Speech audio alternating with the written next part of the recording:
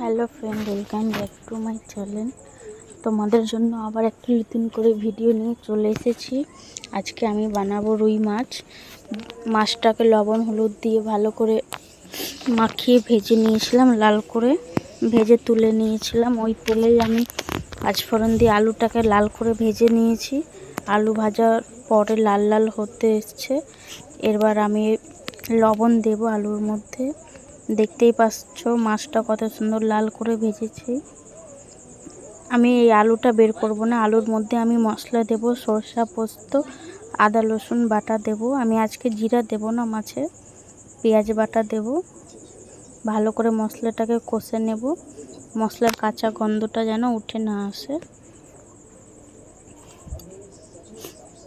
আর হলুদ দেব।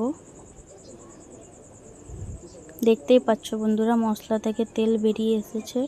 এর মধ্যে আমি জল দেব, জল দিয়ে আমি ফুটাবো। জলটা যতক্ষণ না ফুটছে তারপরে আমি মাছটা দেব।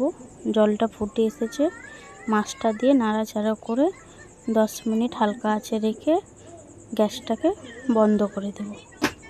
দেখতেই পাচ্ছ মাছটার সাথে একটু ফুটে গিয়েছে।